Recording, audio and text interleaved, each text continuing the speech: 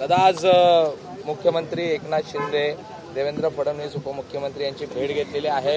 मंत्रिपदाची मागणी होती आणि मुळात एक असं निदर्शन झालं तुम्ही गेल्या काही महिन्यांपासून चप्पल घालत नाही आहात. काय पण आहे नेमका? बघा, ह्या वेळेची निवडणूक फार अडचणीची होती आणि मला युतीची तिकीट मिळाली नाही. माझ्या जागेवर विद्यमान आमदार आल्यामुळे ती पॉलिसी होती महाराष्ट्र राज्याच्या सगळ्या सरकारची, म्हणजे सर्व पक्षांची, की ज्याच्याकडे आमदार असेल विद्यमान ते आमदारच तिकीट घेऊ शकतात. त्यामुळे माझी तिकीट ब्लॉक झाली युतीकडून आणि तिथे अजित पवार साहेबांच्या गटाचे विद्यमान आमदार आमच्याकडे लढतीसाठी आले. समोर शरद पवार साहेबांचे तुतारीचे उमेदवार होते. एका बाजूला तुतारी महाविकास आघाडी, एका बाजूला महायुती, आणि मला संधी नव्हती. परंतु माझा सर्वसामान्य जनतेबरोबर जे काही संपर्क होता तो संपर्क अतिशय अतूट होता, अतिशय जवळचा होता. आणि म्हणून ह्या लोकांनी मला 100% जनतेने कौल दिला की तुम्ही उभेच राहा आणि अपक्ष उभे राहा. पण शेवटी मी अपक्ष उभं राहायचा निर्णय घेतला. पण त्यावेळेला मी माझ्या पायातली चप्पल सोडली आणि सांगितलं की जर तुम्ही मला सन्मानपूर्वक जर हे पादत्राण घालायचा जर निर्णय करत असाल तरच मी माझी लढाई लढेल.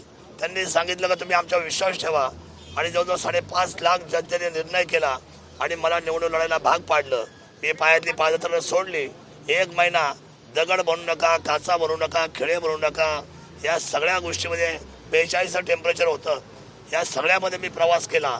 परंतु जरी पाय रक्तबंबाळ झाले असतील पण तरीसुद्धा या 1 महिन्यामध्ये लोकांनी मला साथ दिली आणि म्हणून तो जो पण केला होता तो जिंकलाय.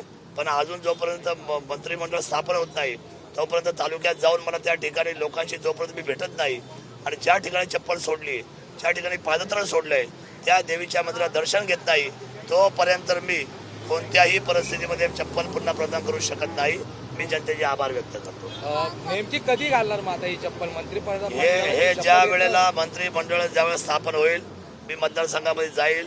आता महायुतीच्या शासनाने आम्हाला सांगितलं की तुम्ही मुंबई सोडू नका आमदारांनी, म्हणून मी इथं थांबून आहे.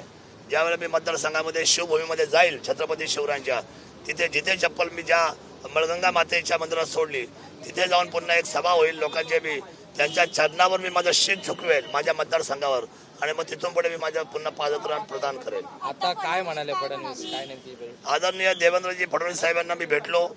त्यांचा माझा 5 वर्षाचा एकदम जवळचा संबंध राहिलेला आहे. ते मला जवळून जाणतात.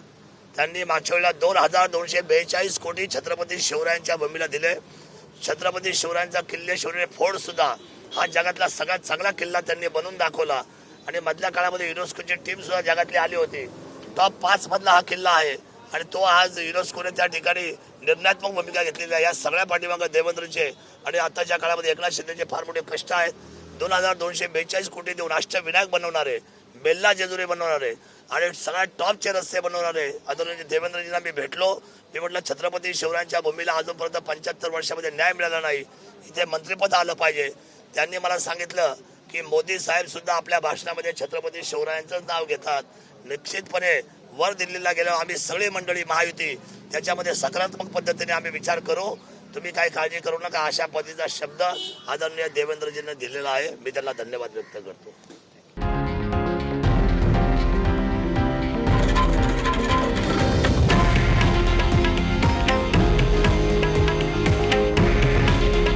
हे आहे देशातील नंबर 1 न्यूज नेटवर्क आणि आपण पाहत आहात TV9 मराठी.